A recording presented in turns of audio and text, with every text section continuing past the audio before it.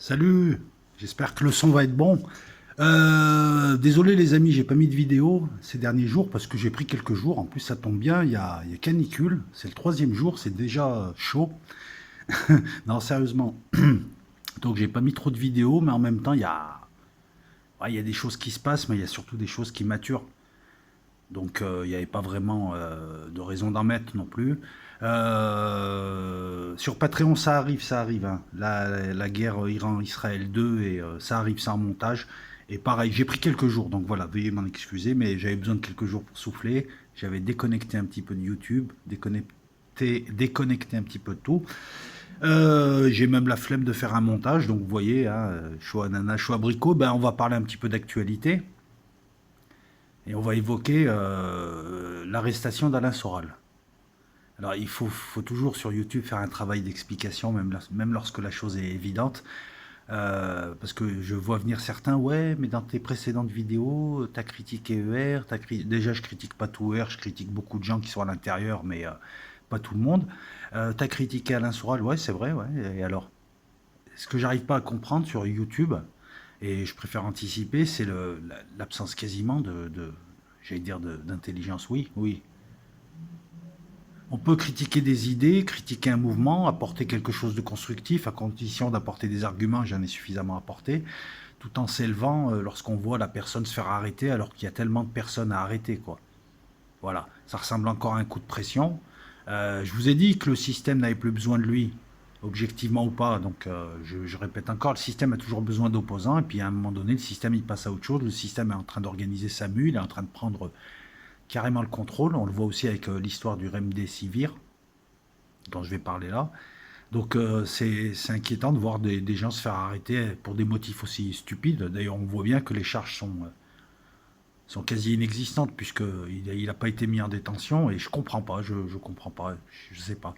Non, parce que si c'est surveiller chacune de ces phrases et en faire un délit, on peut le faire avec plein de gens, hein. La LDNA, je sais pas, il y a tout un tas de gens qui ont des propos séditieux ou autres, donc voilà, donc apparemment il n'y avait aucune charge, c'était juste un coup de pression. Destiné à faire plaisir déjà à des gens, qui veulent absolument incarcérer d'autres gens et qui parlent de fascisme alors que c'est eux les fascistes parce qu'ils poursuivent tout le monde. Et une société a besoin aussi de soupapes de soupapes pour respirer, tout simplement. C'est ce que le système comprend pas. Le système, à un moment donné, parce que moi je préfère parler système et mécanisme. À un moment donné, il se met à devenir fou et à être dictatorial alors que c'est pas bon si tu veux durer. Un bon système, un système qui dure, c'est un système où les gens peuvent s'exprimer et puis peuvent relâcher la pression par la parole. Et jusqu'à preuve du contraire, l'individu intéressé, Alain Soral, n'a pas organisé de complot séditieux, d'appels, enfin je sais pas, je comprends pas. Mais de toute manière, plus rien ne m'étonne lorsque je vois les zététiciens et les principaux, hein, Monsieur Sam, la Tronchambier, oui, j'en reparle encore, puisque à part une personne qui m'a mis un poste pour me dire je mélange tout, mais j'attends toujours tes arguments, hein. C'est ça le truc. Moi, ce qui m'intéresse, c'est le débat d'idées.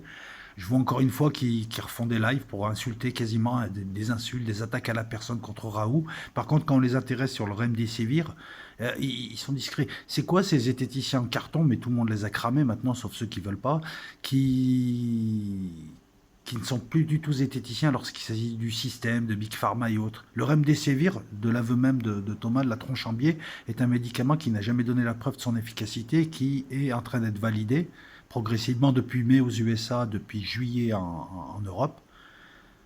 Il est produit par Gilead. Alors je vous rappelle que le type de Gilead France tutoie celui qui fait les essais pour la France.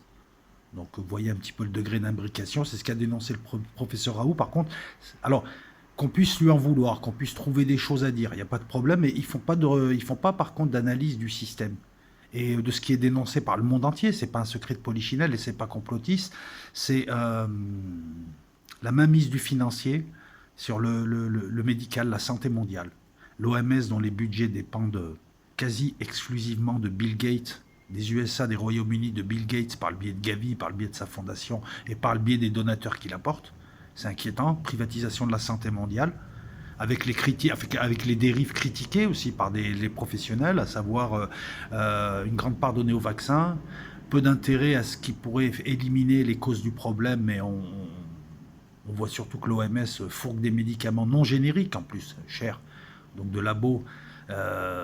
C'est bizarre quand même. Bill Gates, informaticien, qui a pris le contrôle de la santé mondiale. Ça, on ne les voit pas en parler. On voit pas on voit pas ressortir les différentes études sur le remdesivir qui indiquent clairement qu'il est totalement inefficace, que c'est un médicament qui a été sorti il y a de cela. Il a été sorti pour pour Ebola et ça n'a pas marché. Donc ils essaient de le refourguer. Une histoire de gros sous qui cache la forêt, un contrôle mondial où des organismes, des sociétés. Je vous rappelle que Gillette, c'est BlackRock et Vanguard Group, des fonds de pension qui gèrent.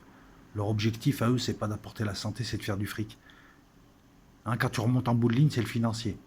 Ça, ils n'en parlent pas, les zététiciens. Ils parlent pas de tout ça.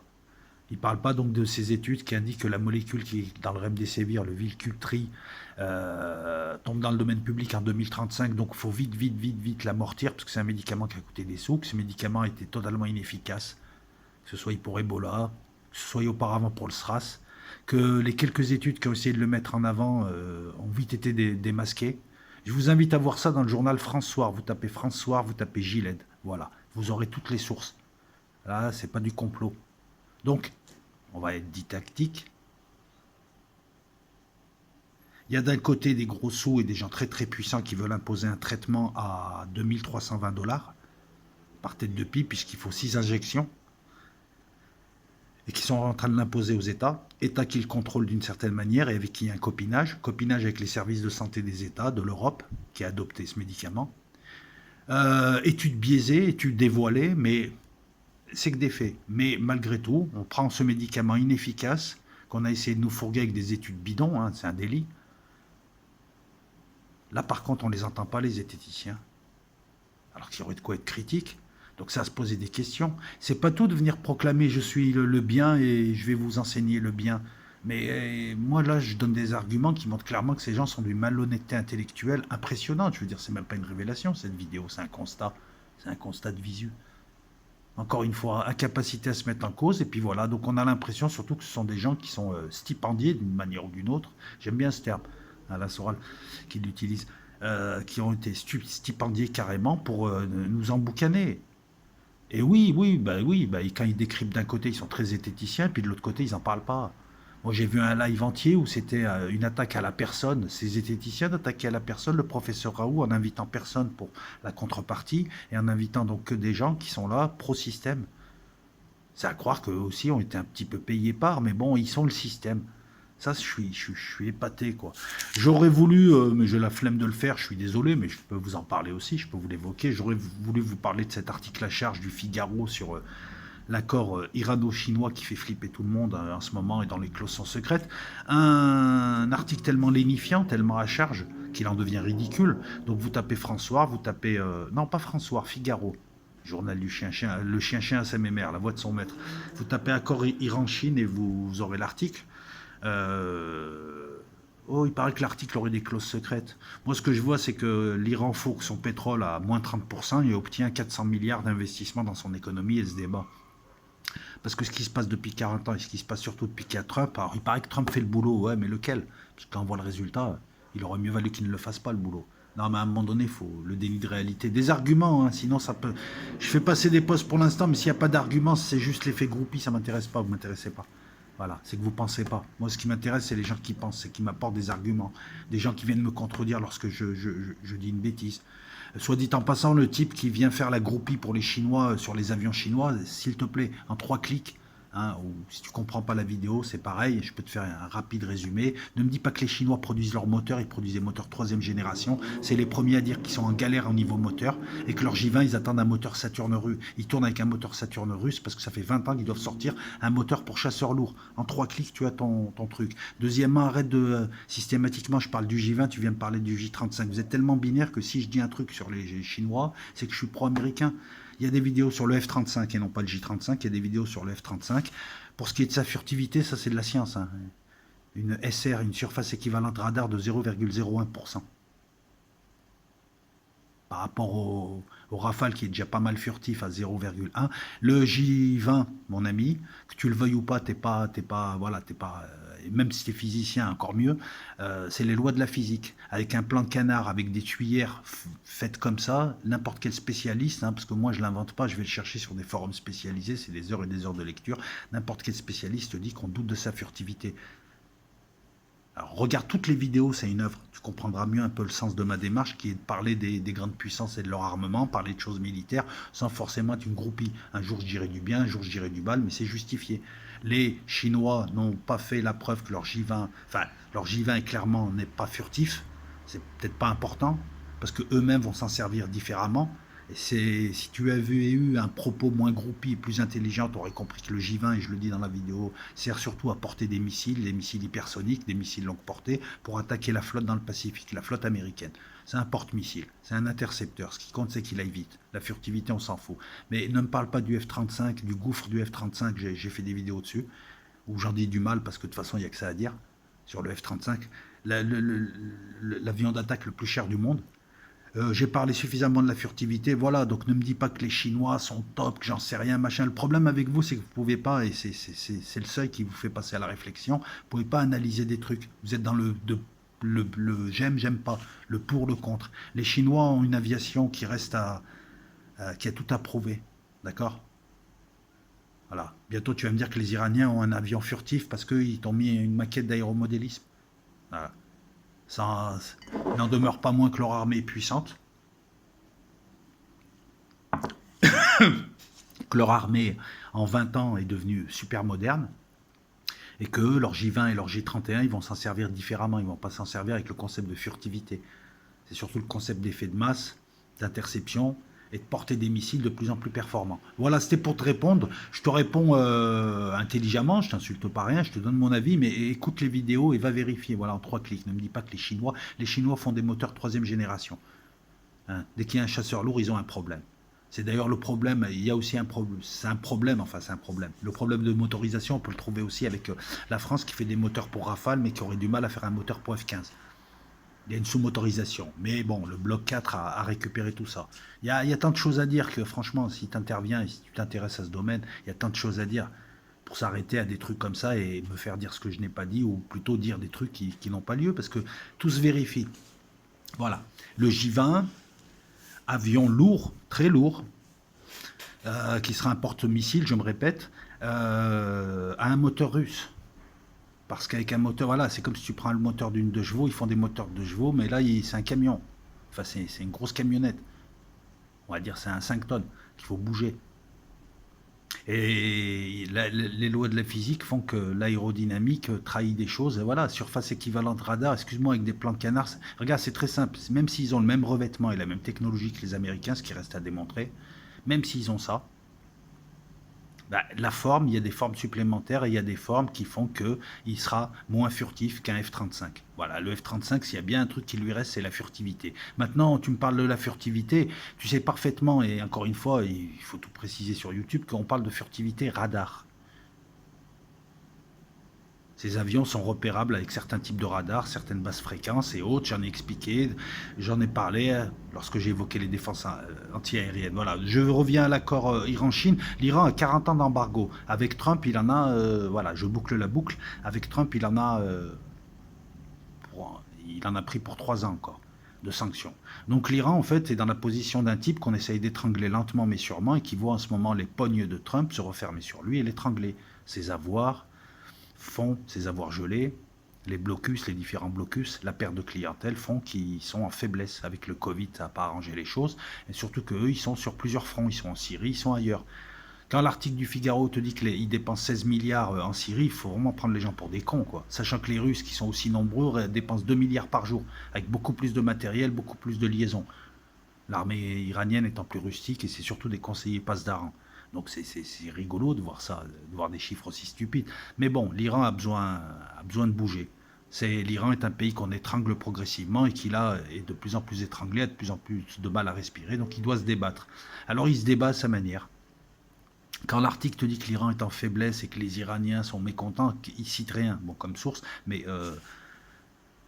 l'Iran mène des cyberattaques contre Israël, réplique. L'Iran est victime de piqûres d'insectes, on va le dire comme ça, en Syrie. Les bombardements, ça cible des petits trucs, mais pour un truc bombardé, il y en a 20 qui sont passés. Elle est aux frontières d'Israël. Elle n'a jamais été aussi forte militairement. Mais il manque les sous. Donc que fait l'Iran? Elle provoque les Américains, parce qu'elle a une armée maintenant. Elle provoque les Américains pour créer l'incident, parce qu'il vaut mieux une guerre. Elle a besoin de quelque chose. Si elle ne se débat pas, elle sera étranglée à long terme, à moyen terme même. Ce qui veut dire révolte à l'intérieur, ce qui veut dire beaucoup de difficultés. Donc on a assisté à deux choses ces derniers temps. On a assisté à l'incident au-dessus de la zone d'Al-Tanf, Al-Tanaf, appelez ça comme vous voulez, il y a deux bases américaines, c'est au sud de la Syrie, allez voir. C'est une zone soi-disant de déconfliction, les Américains se sont installés sur 50 km, ils n'autorisent aucun vol d'avion, et c'est à eux. C'est illégal, ouais, c'est illégal, mais ils font ce qu'ils veulent. Tu sais bien que les Américains font ce qu'ils veulent depuis 2003. C'est ce qui provoque le chaos mondial et fait que des pays se surarment. Parce qu'ils ont peur des Américains, il n'y a plus de droit international. Donc, qu'est-ce qui s'est passé? Donc, dans cette zone se réfugient aussi des gens de Daesh, réfugient aussi la pseudo-résistance syrienne. Quelquefois, il y a des défections. Mais dès que les Syriens essayent de rentrer, ils se font bombarder, ils se font tuer. Et c'est pareil pour l'est de l'Euphrate, où les Kurdes sont en train de progressivement essayer d'avoir leur autonomie dans les champs pétroliers à Deir ez-Zor, aidés par les Américains. Oui, Trump fait le boulot. Il devait désengager les troupes au Moyen-Orient. Il n'a jamais été aussi offensif. Même Obama n'avait pas osé le coup des champs de pétrole à Deir ez-Zor. Mais bref. Bref, ça c'est une réalité, ça c'est un fait, c'est vérifiable. Tu vois là, le mec, on te dit il fait rien ou il fait que des bonnes choses, tu regardes, il a fait que des choses négatives. Mais il paraît qu'il fait des choses négatives parce que c'est positif maintenant. Ah, l'ère de post-vérité, c'est magique, c'est magique. Non, mais c'est magique, ouais. C'est à ce niveau-là, c'est même plus la peine de regarder les infos. Tu écris ta propre histoire et tu deviens écrivain. De SF là, et de la mauvaise SF. Revenons à nos moutons. Qu'est-ce qui s'est passé au-dessus de cette zone? Très récemment, un avion de ligne iranien est passé au-dessus. Les Américains ont envoyé un F-15. Les Iraniens, l'avion iranien a paniqué, il y a eu des trous d'air, il est descendu sur 30 mètres, il y a eu des chocs, il y a eu des gens qui ont été blessés. Il y a eu des vidéos iraniennes, je suis allé voir exprès les vidéos iraniennes, puisque les Américains disent qu'ils ont juste envoyé un avion pour voir ce qui passait au-dessus. C'était un avion d'interception pour voir ce qui passait au-dessus. C'est quoi ce gros Boeing? Est-ce que c'est un Boeing de renseignement? Qu'est-ce que c'est? Lorsqu'il a vu que c'était un Boeing civil, il est reparti. Même si les Américains sont là-bas de manière illégale, ce type d'opération est courant dans une zone justement A2AD, anti-access aérial dénial. Lorsque tu regardes les vidéos iraniennes, je te donne mon analyse, hein, encore une fois objective. Tu vois qu'il y a pas mal de mise en scène parce que bon, l'avion américain n'a pas approché, n'était à plus de 100 mètres, donc il ne pouvait pas créer de turbulence. Il paraît que le pilote a paniqué, mais le pilote a peut-être eu des instructions pour que... En gros, les Iraniens ont envoyé un avion pour chercher l'incident, pour montrer que les Américains n'avaient rien à faire en Syrie et qu'ils s'en prenaient à des civils. Surtout qu'en ce moment, les Israéliens se cachent derrière les avions. Ils se sont remis à se cacher derrière des avions civils libanais. Normalement, c'est un délit. Hein. Tu mets en péril des avions civils libanais en espérant que les missiles syriens les prendront en chasse plutôt que ton avion qui est caché derrière, puisqu'il a une surface radar équivalente radar plus réduite. Donc c'est quasiment, tu mets en danger des centaines de gens. Mais quand c'est Israël, il n'y a personne qui en parle. Alors que c'est un gros délit. Tu joues à quoi là? Bon. Les Iraniens, bah, ils ont envoyé quasiment... et je pense que les gens qui étaient à l'intérieur n'étaient pas au courant. Mais le pilote, tout ça, était au courant. Donc ils ont fait en sorte que l'avion ait subi des turbulences, qu'il y a eu beaucoup de blessés. Lorsque tu regardes les vidéos, tu sens qu'il y a des blessés. Ils se sont mis un peu de ketchup sur la tête quand même. Mais c'est de bonne guerre. C'est juste que l'Iran a tout intérêt à chauffer les Américains. Comme maintenant, leur geste aussi d'envoyer des bateaux au Venezuela, ben, ça s'explique aussi par ça. Ils espéraient l'incident avec les Américains. Ils recherchent l'incident en disant aux Américains, si vous attaquez notre bateau, si vous nous emmerdez dans le Golfe, on se venge sur vous, sur les Séoudiens. On bisute les Séoudiens. Donc voilà ce qui s'est passé. En fait, l'incident, c'est pas vraiment un incident. Les Américains se sont fait un peu piéger. Ça change rien, mais ça fait juste, voilà, c'est pour l'opinion publique. L'Iran se débat. Et l'Iran se débat très bien, puisqu'ils viennent d'avoir un accord avec la Chine, un accord secret. Ben oui, il y a toujours des clauses secrètes, des clauses militaires de livraison. Je pense que les Iraniens vont vachement s'améliorer en nucléaire, en balistique, en aéronautique avec les Chinois, qui ont beaucoup plus de compétences. Et puis il y a les terres rares, et puis il y a tout un tas de choses. Et puis il y a la possibilité de mettre des bases chinoises En Iran, il y a tout un tas de choses qui font l'objet de lettres secrètes, comme on dit dans les accords. En tout cas, le gros de l'accord, il est bon, puisque contre un pétrole à moins 32%, bah, tant qu'à faire, il n'y a rien à perdre, il y aura plus de 400 milliards d'investissements dans l'économie iranienne. Ce que le Figaro décrit comme un mauvais accord et au contraire un excellent accord, on parle d'investissement. Il y a besoin d'argent, l'Iran a besoin d'argent pour renouveler ses infrastructures, mieux produire et mieux faire vivre ses gens. C'est ça l'investissement. C'est acheter des machines, des nouvelles usines, des nouvelles routes, des nouvelles infrastructures, tout ce qui permet à un pays de vivre, quoi. L'irrigation, les veines, les vénules, voilà, tout ce qui permet d'irriguer le sang. Ça, les Chinois vont le mettre. C'est ça qui fait flipper, parce que là, c'est une bouffée d'air. C'est une main qui se dessert du cou. Et ça, c'est quelque chose d'important.